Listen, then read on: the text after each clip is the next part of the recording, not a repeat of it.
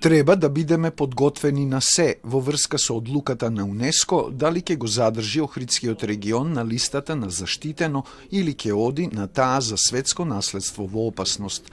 Ова денеска го кажа министерот за култура и туризам Зоран Љутков, одговарајќи на новинарско прашање дали Македонија во извештајот до УНЕСКО, што требаше да го испрати до 1 февруари, ги внела забелешките од последниот извештај на Државниот завод за ревизија, во кој се констатирани состојби спротивни на очекувањата и поставените задачи од реактивната мисија на УНЕСКО.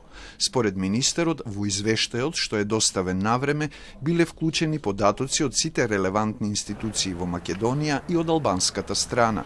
Формиран бил кризен штаб кој дал мислење. Став изнела и Националната комисија на УНЕСКО, а извештајот поминал и на влада. Одговорот од УНЕСКО, според Љутков, ќе дојде во јуни на престојната сесија на Комитетот за светско наследство. Мораме да земеме во обзир дека лани ни беше последната опомена.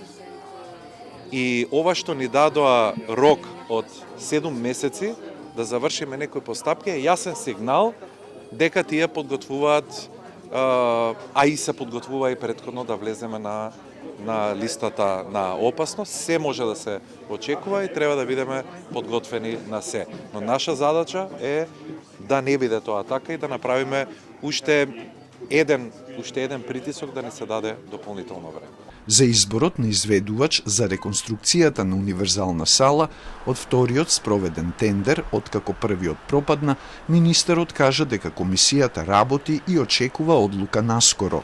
Комисијата веќе работи, веќе се во завршна фаза и дека во понеделник треба да се донесе одлуката за избор. А на прашањето на Телма дали во март ќе се примени упатството за пресметка на платите во институциите од културата, откако лани за истото преку Синдикатот за култура беа упатени 800 тужби и веќе се добиени 20 судски пресуди во корист на тужителите, од кои 2 се со вештачење по барање на Министерството, министерот кажа дека стои на ставот дека упатството е добро и дека првата добиена пресуда во Битола, што била обжалена, апелација ја укинала.